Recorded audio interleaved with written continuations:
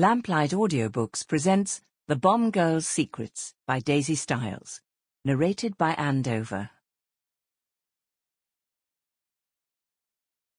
Chapter 1. Kit. On a freezing January night, 24-year-old Kitty Murphy lay in her berth and prayed for death. The biting, howling gale whipped around the passenger ship bound for Heysham, sending it tossing and spinning over the churning grey sea. As it plunged and rose like a monstrous sea serpent in the rolling waves, Kit stopped thinking about the possibility of being torpedoed by a German warship or bombed by a German Luftwaffe flying low over the Irish Sea. Instead, she groaned as her stomach went into yet another spasm of dizzying nausea. She'd been sick since the moment of departure from Dublin, and all through the wretched dark night too.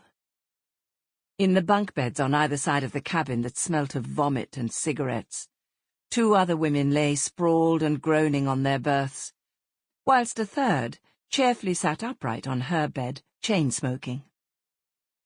She must have guts of steel, thought Kit, as sleep mercifully engulfed her. She suffered tormented dreams of Billy, newborn, pink and warm in her arms, the baby she'd had to leave behind only a matter of weeks after a hard birth. Tears rolled unchecked down Kit's thin cheeks. It was less than 24 hours since she'd left Billy at home in Chapel Lizard, and it already seemed like a lifetime. Rosie had escorted her sister to the bus stop, where they'd stood in the rain, waiting for the bus that would take Kit to Dublin.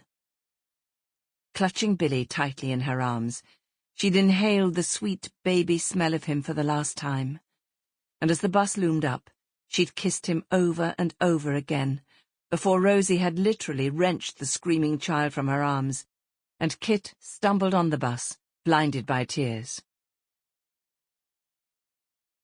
Kit could scarcely remember how she got from the bus station to the Dublin docks. All her instincts had told her this was wrong. She should be walking in the opposite direction. Even her body had protested.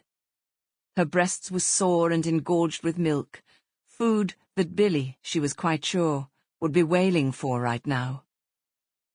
The thought of him lying in his makeshift crib, a drawer taken from the dresser, crying for food, nearly killed her. Would her younger sister have time to change Billy's nappy and give him the bottle she'd left with instructions on how to sterilize it with boiling water after Billy's feeds? Sample complete. Ready to continue?